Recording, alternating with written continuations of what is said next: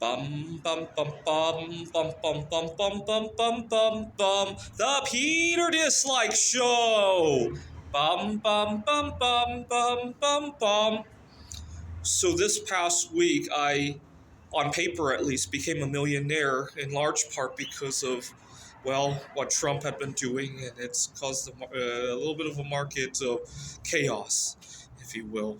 And so, as I promised everybody around me, it did not affect me. It didn't quit my job. I did, if anything, I did my job better knowing that I had a security blanket, right? I think my students at the community college can attest to that. And so it didn't affect most of my ambitions as well. And that's what it is. Right? I used to watch a game show called Who Wants to Be a Millionaire, and Regis would often ask the contestant, Regis Philbin. We lost him a few years ago. He would ask the contestants, "What would you do if you won $1 million?" A lot of the contestants would say, "I would quit my job." I was 13 years old at the time. I remember thinking that these contestants had better hope that their boss don't hear it. I wouldn't want to hire somebody who was only working for the money, right? I mean, they can work for the money, but not only for the money, right? Oh, I need somebody who has a human touch to it, right? But I want to talk about how it's made me feel ever since I become a millionaire. I'm actually pretty disappointed because you got to remember why I became a millionaire. Trump had imposed all these tariffs of Chinese goods, and now China doesn't want to sell, among other things, bismuth, tin, tellurium, indium, and so I'm a little bit disappointed because I had hoped to continue working on those things. And I'm trying to remember that it's God's bismuth that I've been playing with, and now He wants me to play with a different toy. Right? Every time I think about my disappointment with the bismuth market, if I think of it in that regard, I feel a lot better about it. I want to talk about when I first became a 100,000aire because it's very reminiscent of that time period for me. I was working on my PhD. 2011 was when I first became a 100,000aire. The year before that, I had just gotten out of a very toxic relationship, almost dropped out of school and everything. And I had just started returning to the dating scene.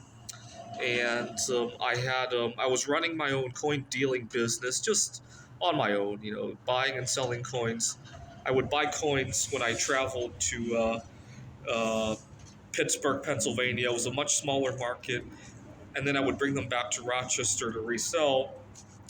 And I had multiplied my holdings of silver quite a bit doing that, actually.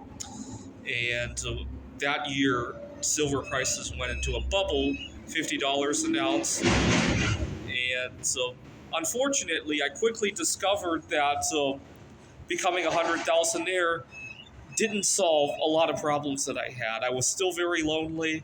I was even more isolated now, if anything, right? And the same kind of dynamics have kind of played out this time around.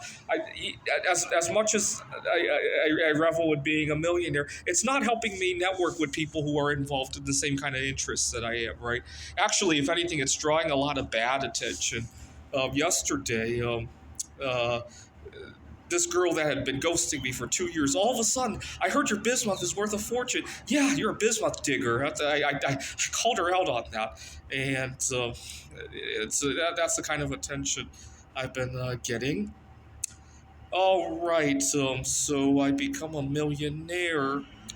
So how many years separate? So it took me about 14 years to go from 100,000aire to a millionaire. All right, so please continue to pray for good fortunes for me by leaving a dislike on this video. This is the Peter Dislike Show. Bum bum bum bum bum bum bum bum bum bum bum bum. The Peter Dislike Show. Bum bum bum bum bum bum bum.